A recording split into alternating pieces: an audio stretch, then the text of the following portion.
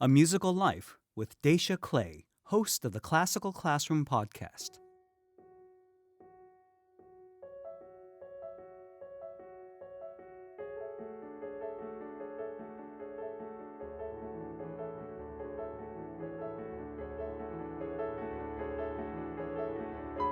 Dacia Clay is the music librarian for Houston Public Media's Classical 91.7 station, as well as the host and co-producer of Classical Classroom, a weekly podcast that helps listeners learn more about the world of classical music. What makes this show so interesting is the fact that Dacia has a deep, dark secret.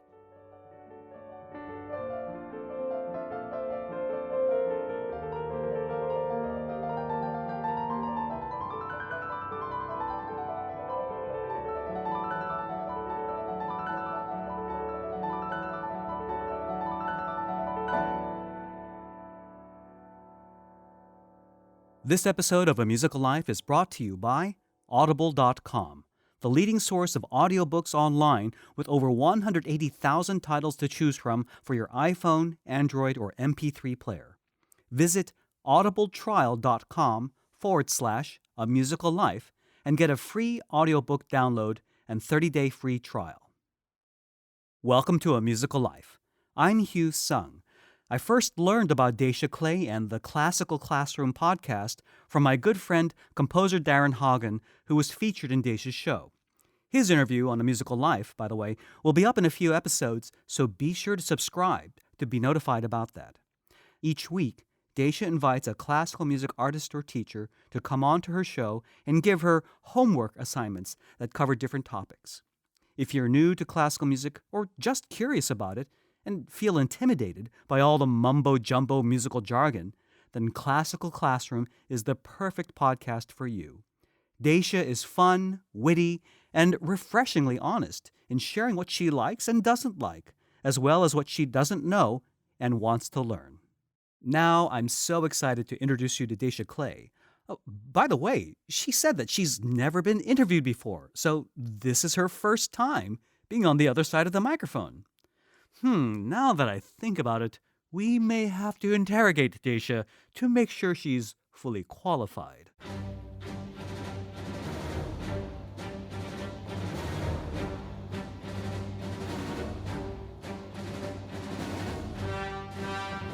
Dacia, thank you so much for being on the show. It's so exciting to hear your voice after listening to so many of your podcasts. This is so cool. I'm glad to be here, Hugh. I'm really glad that you're doing your show, too. Why, thank you. Well, listen, first things first, we have to get our priorities straight for this interview. Okay. You're quite a Star Wars fan, aren't you? It's in my blood. Kindred spirit. Now, is it true you've named your car the Millennium Falcon? That is correct. It came out of the factory, a Yaris, but when it came into my possession, it became the Millennium Falcon. Yes. And do you have these secret compartments where you can, stash booty and hide and things like that? Of course. Whenever you're running contraband across some imperial space, right? Yeah, which I do often. Of course. And how fast can you make the Kessel Run? Oh my God, I forgot the answer to this question. It's the wrong answer. What is it? They say 1 parsec. 12 parsecs, right? 12 parsecs, and that's the totally wrong measurement, right? Right. Okay, and that's we have to clear you for to make sure that you're actually approved for this interview. So, original or special edition Star Wars? Oh, original. Of course. There you go. Yeah. And your thoughts on the prequel movies? I am so excited. When I first heard that it was coming out and that Disney was involved, I was kind of like, I don't know. Yeah. But then I heard that J.J. Abrams was involved. Yeah. And I have seen some of the previews. Mm-hmm. And quick funny story, I actually when the first trailer came out, I was watching it at my desk, which is in the middle of the newsroom here at Houston Public Media. Mm-hmm. And so I'm watching it on my headphones. And then after it's over, I look behind me and the entire newsroom is gathered around my computer and they're like, play it again. Yeah. Oh, this is so cool. It's nice to know that there are Star Wars fans in the classical music world, eh? Oh, yeah. People are stoked. Cool. Okay, your favorite Star Wars movie up to this point? Okay, so it's a tie between the original, the very first one, and Return of the Jedi. Really? Oh, Yeah. I'm surprised. A lot of people usually say The Empire Strikes Back.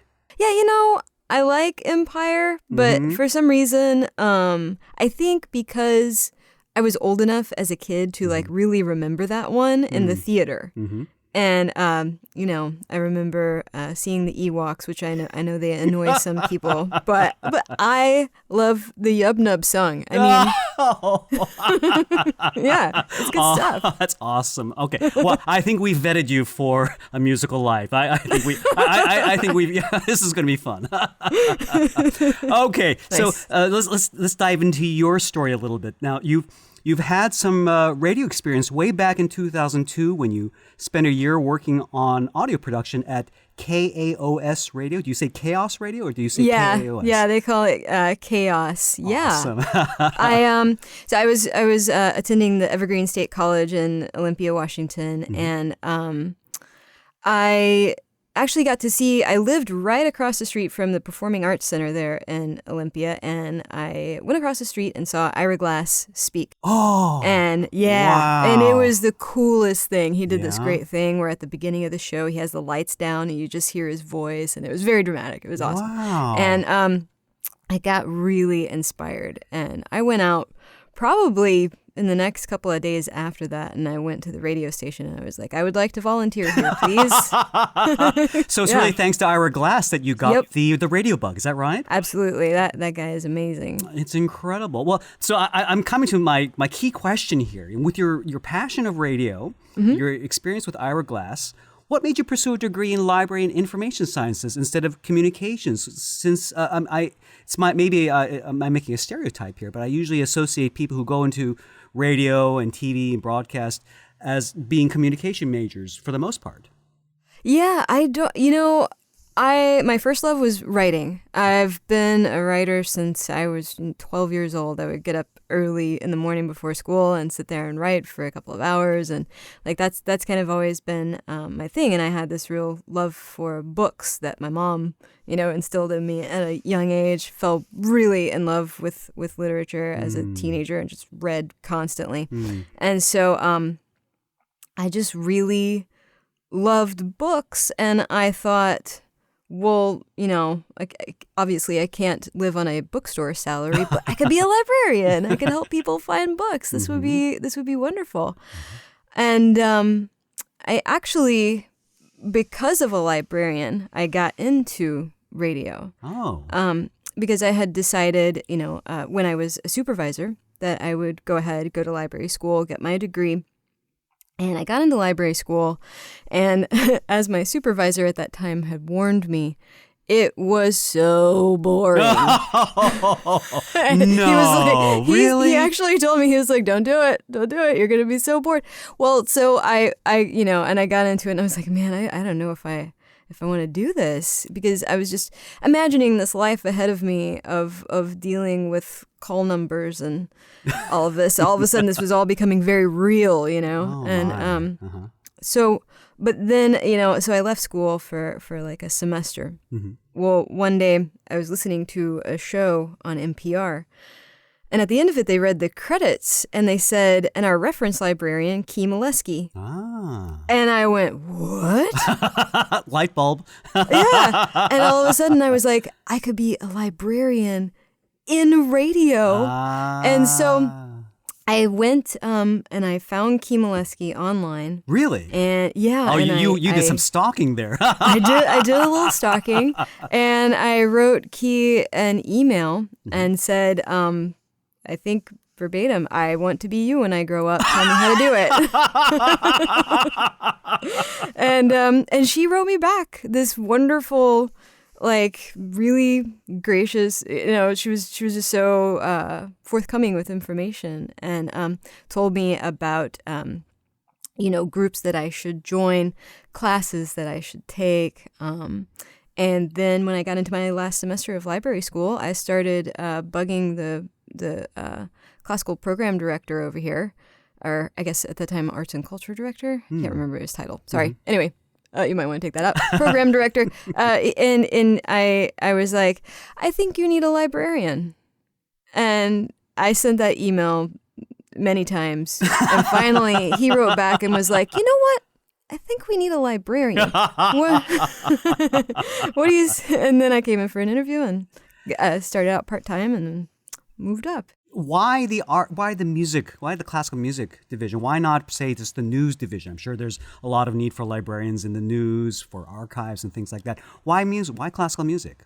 You know, that was their need at the time. I didn't really seek out any particular sort of librarianing. At the station, I was just like, you need a librarian? What needs organizing? Put me to it. And it wound up being the classical music library, which was a hot mess. And so I spent a long time cleaning that thing up.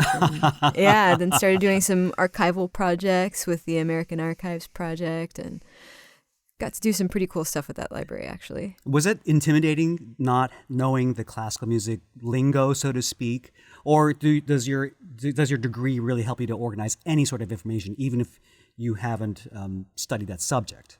Well, that is kind of the lovely thing about a library degree, is that if you go to school and you learn those skills, you can apply them to any subject. I mean, I remember at the Evergreen State College Library, one of the things that they had in their catalog was a stuffed rooster.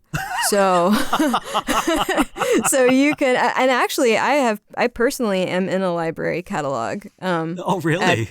At the University of St. Thomas, my friend who was a cataloging librarian created a cataloging record for me so she could teach me about cataloging. Sure. And so she added my parents as the authors and my birth year as my publication date, and I actually got a tattoo of that after I that is so after cool. I left. Yeah, so it's on my arm now. Everybody can see what year I was born, which I totally did not think about. Oops. When I got the tattoo.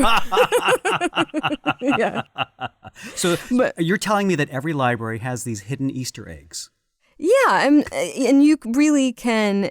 I would say every library that I've worked in, yeah, and there's some, like, for some reason in the classical music library here, there is a beef cookery cookbook.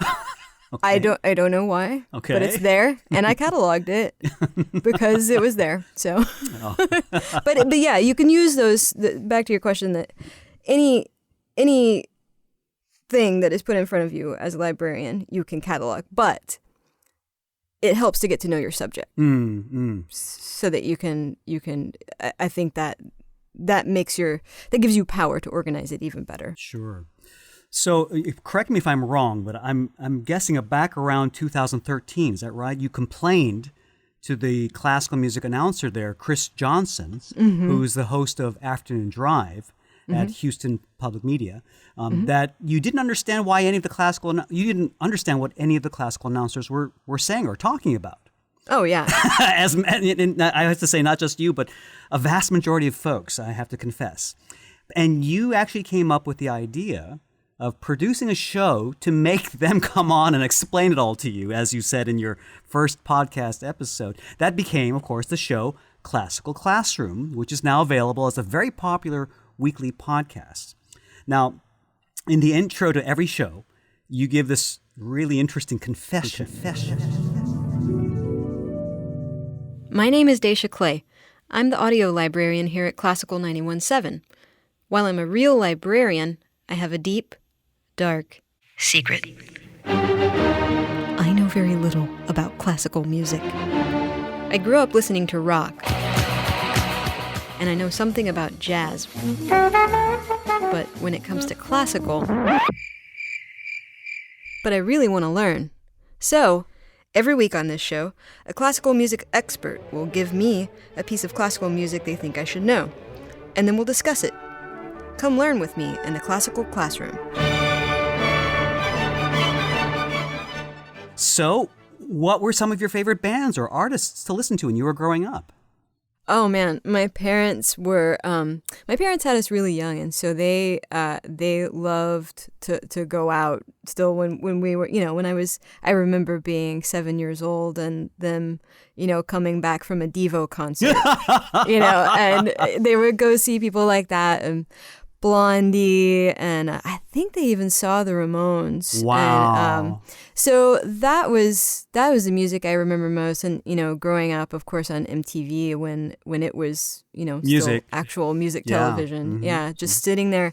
I would sit in front of the TV with my little Play School tape recorder and record it for some reason. I don't know what I was planning on doing with You're planning on archiving it, of course. Yeah, exactly. Cataloging it. Yeah, but I think that when I was growing up, I really loved the Ramones and dancey stuff like that. How cool. Yeah. So Missing Persons. And that was good, like the new wave music. So you really had the world's coolest parents. Yeah, they were pretty awesome. They I got grounded and stuff like that. But they were really, really great parents and really interesting parents. They've always, and they still are, really interested in, what's going on in popular culture and, being in touch with the world in its current state instead of kind of living in the past, like I think a lot of people tend to do when they get older. Really interesting. Yeah. Well, given that environment, that you were, you had a home environment that was steeped in pop culture, that your parents would love this and you loved this. And my personal experience, it's almost folks who love pop really stay away from classical music with a 10-foot pole. So what in the world inspired you to come up with this idea of exploring classical music with this show? Well, I had tried a couple of little online series before. I came up with a thing called Meta Radio where I was interviewing the people inside of the radio station to, tell me their stories, and I would post those things online. And I just really enjoyed being involved in, writing and creating an audio series because, Ira Glass is my guy. Of course. So, when I realized that this was such an issue for me, working around all of these classical music people and really having no idea what they were talking about. Most of them were very nice and they would tell some kind of, esoteric joke and then they would all start laughing and I would just be standing there going, I had no idea. Oh, no, most of them would explain it to me. Some of them would just point and laugh. But I was like, I want to learn. Yeah. I've been around this stuff for, a couple of years. I feel like I should get to know this subject. And, why not kind of couple that with my desire to produce a show. And so my boss was like, yeah, okay, go ahead. Just like that.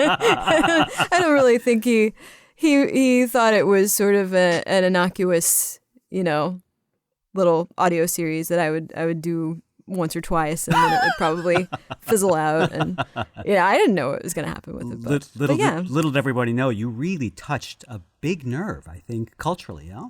Apparently. I've been just so overwhelmed with the response that we've gotten from the show, and I think what I hear more often than anything when fans of the show write in or when I talk to people is that they enjoy the perspective of a novice, because I think a lot of people are afraid to ask those questions. And as one person put it to me, I take a bullet for them. Okay, well, listen, I don't tell anybody. Well, it's too late. We're on a podcast. I have a confession to make. Now, I entered the Curtis Institute of Music when I was 13. My God. Well, wow. Yeah, it sounds amazing, but you know what? I had no idea what classical music was all about. What were you doing at the Curtis Institute? I know. I got in kind of like a playing monkey or something. I could play, I could ape it, but I didn't understand it. And I remember one time walking through. There's a beautiful park right in front of Curtis, the old building. I remember asking one of my friends as we were walking through the park, Rittenhouse Square, what do you listen for? I just don't understand what's going on when I hear classical music. Sometimes I would sit in on a performance and it would put me instantly to sleep. In fact, I would say probably 80% of the time. and then other times, every once in a while, I'd hear something and it would keep me on the edge of my seat. And what drove me crazy, I just didn't understand why. Why did I like one performance and not another?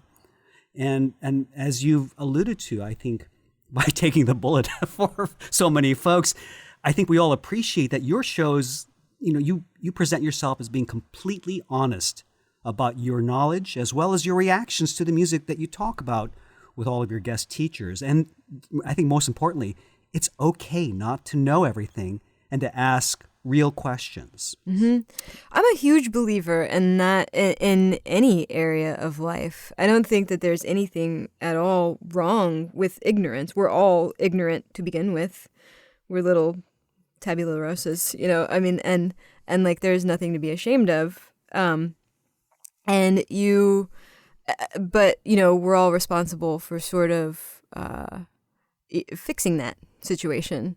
And as long as you're willing to ask questions and not let your ego get involved and not be ashamed of the fact that you don't know, I think that you learn a lot that way. Somehow, I don't know what it is. It must be the classical music world or the culture that we grow up in, or maybe are surrounded with, or maybe even just our misconceptions. But, as a classical musician, it can be very intimidating to admit ignorance. Yes. Very intimidating. And and to be honest, it can sometimes be hard to hear classical music with fresh ears, especially when you're so involved with it on a daily basis. I remember one of your interviews, I think, the gentleman you were speaking to made that same confession. He is a radio announcer. He listens to classical music 8 hours a day for his job. And then when he goes home, he doesn't. Yeah, that's right. That was Chris. Yeah. Which I thought was really funny. I think he said he went home and listened to Kesha. Yeah, exactly. Yeah. Yeah. So I imagine, is it easier for you as an outsider, quote unquote outsider, to approach the subject and ask the questions that you do? It must be.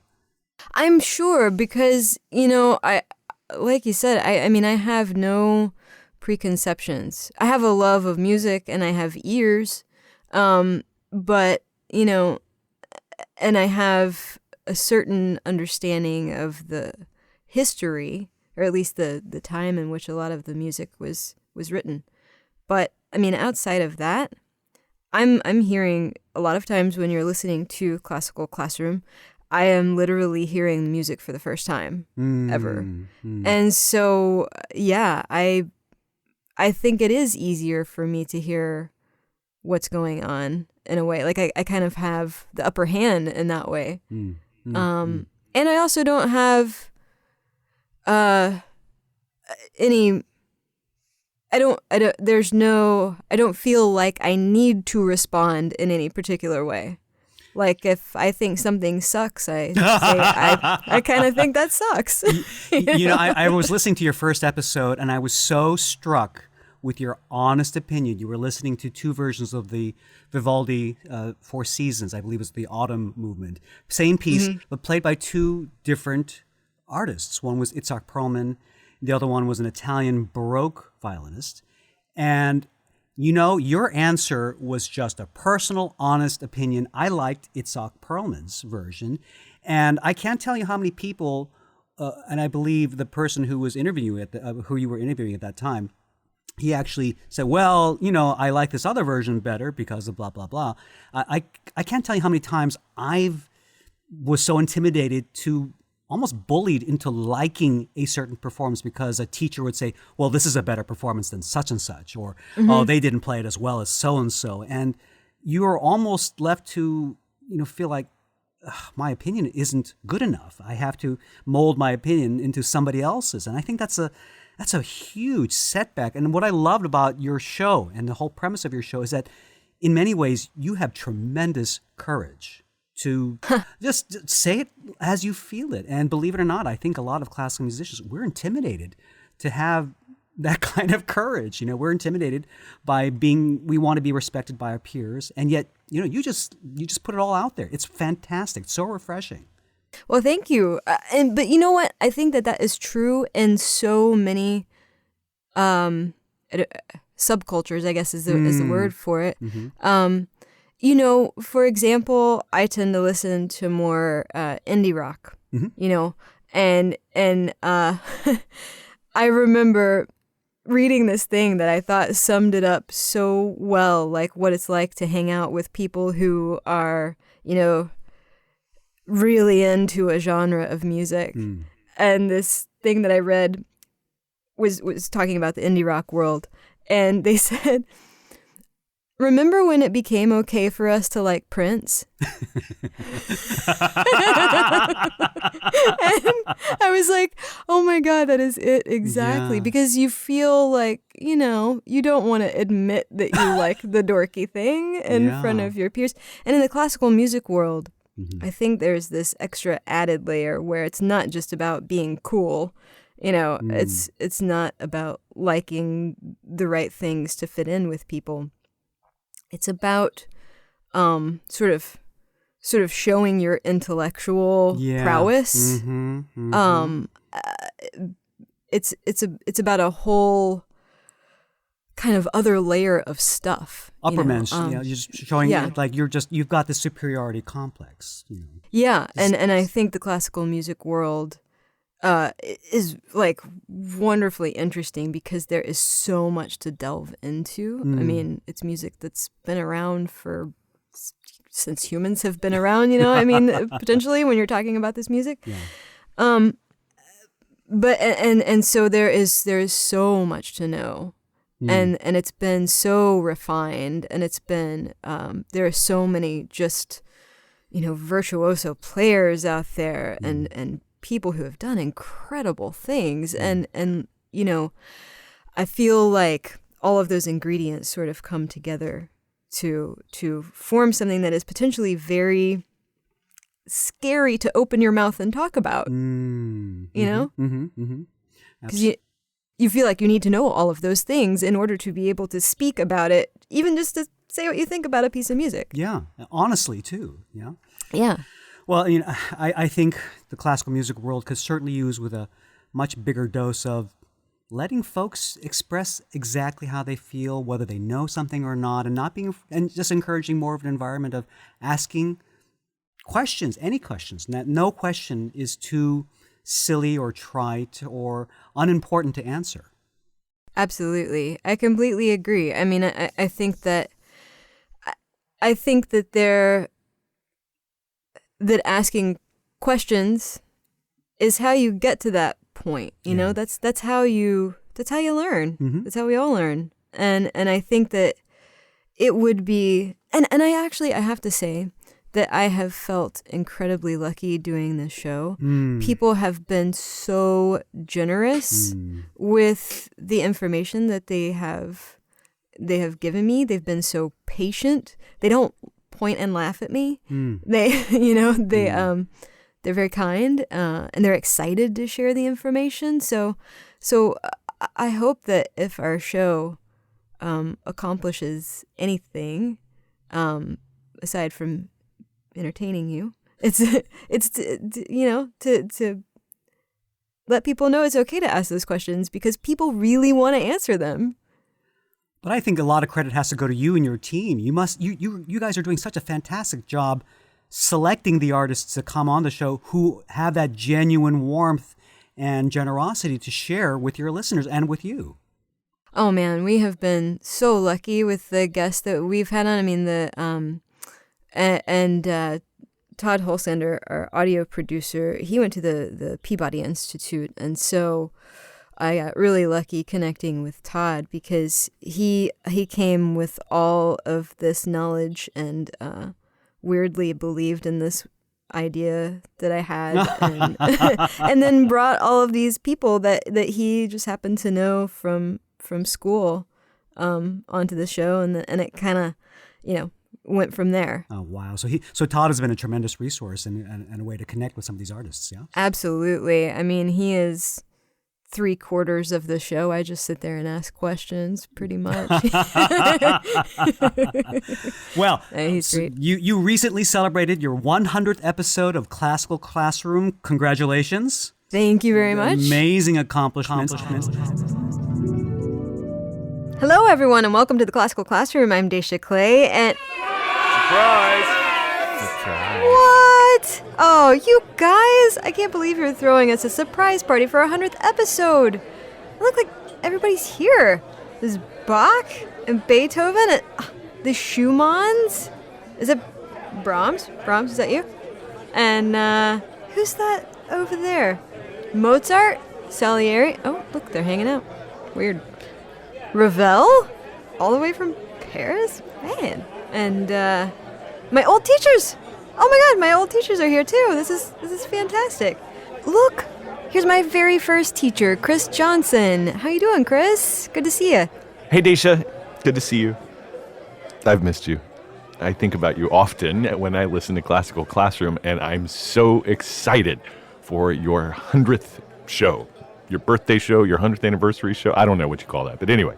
Well, thanks, Chris. You know, when I see and hear the folks that you have as your guests or your teachers or whatever, I'm humbled to have been a part of it from the very beginning. And I think back fondly to this one particular day where I was standing in the CD library and you came in and we were talking and you were like, hey, by the way, I've got this idea for a podcast.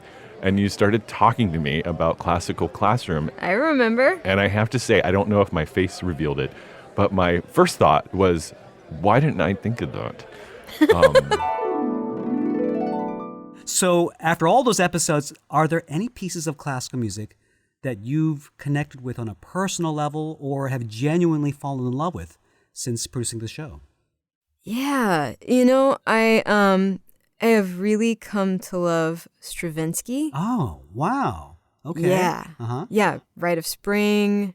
I mean, actually, most of the Stravinsky that I've heard.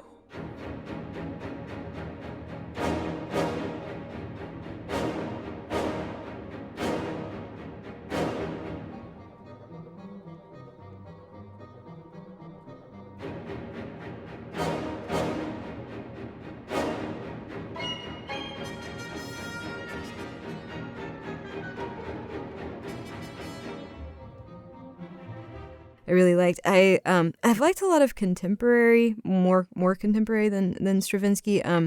Like people who are writing now, like Missy Mazzoli. Really loved her song from the Uproar.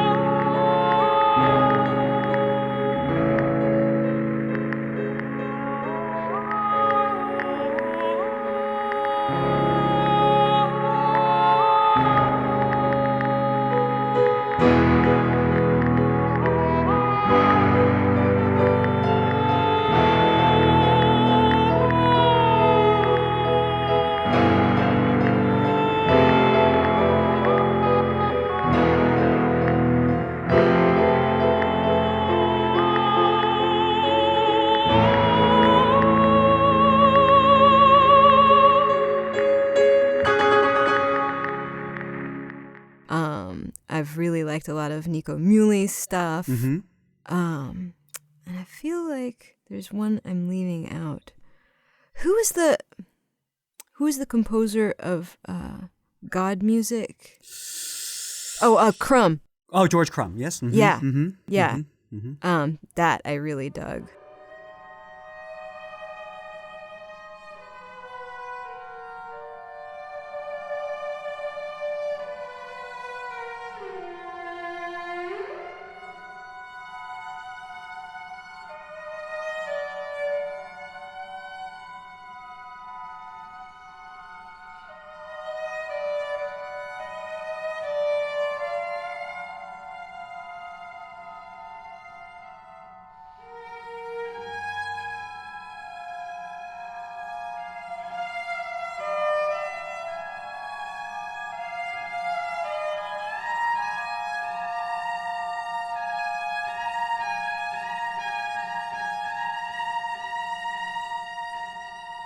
That's amazing. I mean, it's not the answer I would have expected for somebody. Really? And, but again, given your wonderful exposure, it seems that it's really giving you a taste for a lot of really adventurous music.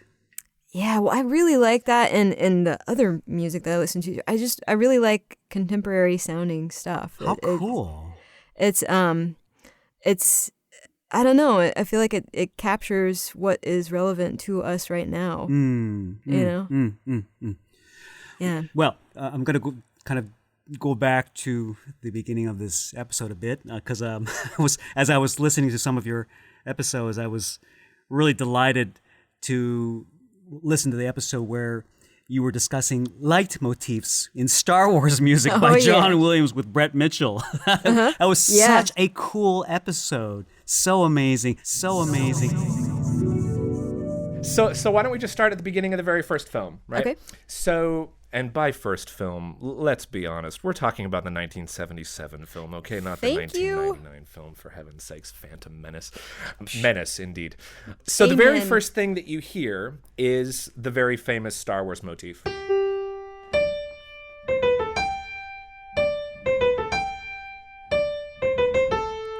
So that's the main theme, but it's also the theme that depicts Luke Skywalker anytime you hear it, especially in the original 3 films. So, for example, the very first time that we ever meet Luke Skywalker on Tatooine, they're out in the desert, and his aunt calls his name, shouts his name. There's been music before, and all of a sudden the music stops, and the horn plays. And that's it. But it's enough to let you know that it's Luke. I should mention, too, because of something we're going to listen to in a little bit, that this tune does have 2 strains. In other words, there's a first part of it and a second part of it. So we all know that part. Mm-hmm. The second part is...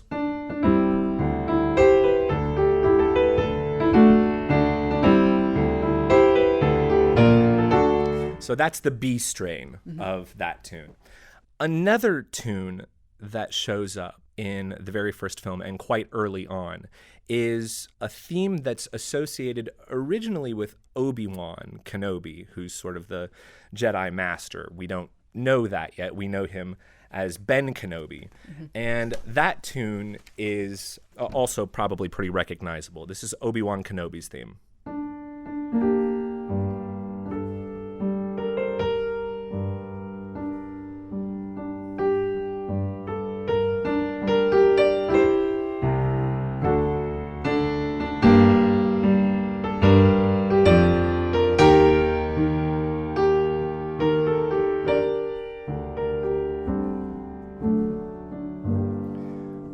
But it also becomes known as the Force theme. Basically the religion, if you want to call it that, of Star Wars. It's interesting that Wagner employed this with opera, and that John Williams had the sort of presence of mind to bring that to film. Yeah. When George Lucas was in sort of the final production phase of Star Wars, he called it over and over again to Johnny, as he knew him, John Williams. He said, "This is a space opera." And he said, "It's so important for me that the audience feels comfortable with something. And they're not going to feel comfortable with what they're seeing on the screen because it's totally foreign to them. It's lightsabers, which nobody's ever heard of. They're kind of a laser sword. And then there's blasters, which are like, laser guns and all of this. And it's characters we've never seen." He said, "I really think that we would be best served by having an extremely traditional, romantic score that uses those ideas of the leitmotif." So it really, frankly, was John Williams and the Star Wars score that brought back this style of film composing. Yeah. I'm wondering, do you have any other favorite movie soundtracks? I do actually. And that episode was so wonderful. And Brett Mitchell has gone on to be the assistant conductor of the Cleveland Orchestra. Go, Brett! Wow! Yes, indeed. Congrats. So most recently, my favorite movie soundtrack has been it's this movie that, let's see, to sum it up in a few words, it's Iranian Western feminist vampire noir. Whoa! Yeah. Whoa! Yeah, just imagine that. Uh-huh. It's beautifully filmed. It's called A Girl Walks Home Alone at Night, and it has one of the coolest soundtracks I've ever heard. It's got everything from classical music to really great indie rock to just this, atmospheric stuff from Iran. It's really, really interesting. Wow. Do you know offhand who's the composer? Or it sounds like there may be multiple composers. Yeah, there are multiple composers. Mm-hmm. Yeah. Wow. Yeah. It's good stuff.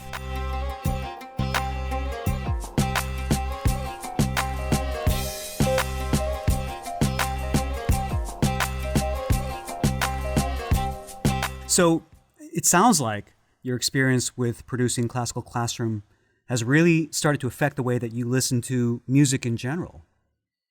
It really has. And I kind of didn't even realize it until, all of a sudden I realized I was listening to a classical music CD in my car. By accident? I was like, I took this home with me on purpose and put it into the CD player. I was like, who am I right now? Also, I really like it. That is so cool. So, yeah.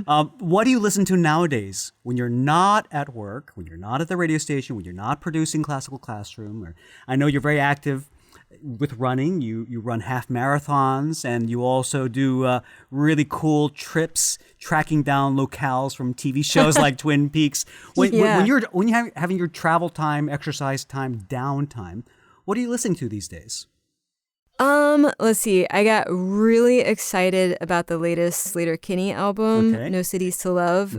So that has been going on. There are no cities to love. There are no cities to love. It's not the cities, it's the weather we love.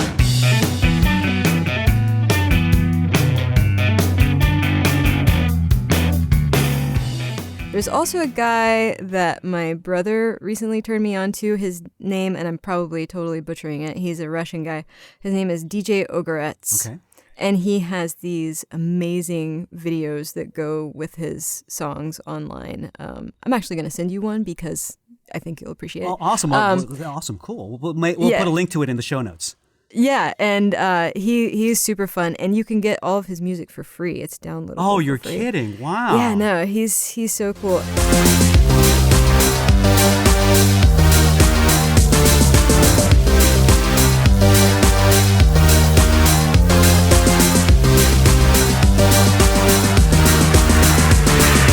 Everything I ever wanted, everything I ever dreamed will come true tomorrow morning. My final question for you is, with all this exposure to such a wide variety of music, are you starting to feel inspired to learn to play something yourself? Oh man. Yeah, so when I was a kid, I played trumpet. Oh, cool. Wow. And there's actually an episode of Classical Classroom where two guys gave me a trumpet lesson, and so if you'd like to hear my horrible playing, it's available. I haven't See, it practiced speaks to in your a long courage. time. Speaks to your amazing Yeah. courage. Wow. Putting it out My there. courage to be an idiot. To No. No, it was really fun. So somebody wants to find the trumpet as being an instrument in which you make a strange sound into one end and hope and pray that when the sound gets out the other end of it, that it sounds a little bit better. Yeah. And so with that in mind, I am grabbing my mouthpiece Okay. and my trumpet. All right, so what we're going to do is we're going to put the mouthpiece just underneath your lips, like you're blowing across a Coke bottle. Okay. All right, nice and easy, nice and relaxed, so almost like a flute. And as we do that, as we blow across it, now we're going to roll the mouthpiece up so it's touching our lips.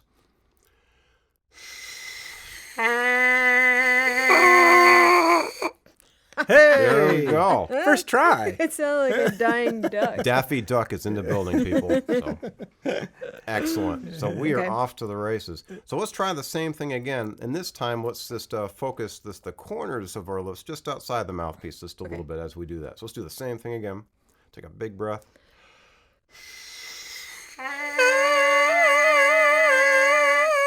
Yeah, there we go. I don't know. I think you're a pro. I think so. I Give me a think head so. rush. We'll go to the Red Cat downtown to find out she's been playing some sessions that night. All right. And then I played guitar. Oh, cool. And yeah, I've always wanted to have a music studio in my house where I could just play around with instruments and, I don't know though, but I like listening to it. I think my final answer is I like listening to it more than I like playing it. Well, I hope one of these days you'll have your next future podcast series will be Dacia Clay learns to play the piano or something like that. God help us all. Dacia, thank you so much for being on the show. What a delight to have you on, and thank you for all that you're doing just to expose, ordinary folks to the wonderful world of classical music. Thanks for having me, Hugh. It was great to talk to you, and good luck with your new show. Oh, thank you so much. This episode of A Musical Life has been brought to you by Audible.com, the leading online source for great audiobooks for your iPhone, Android, or MP3 player.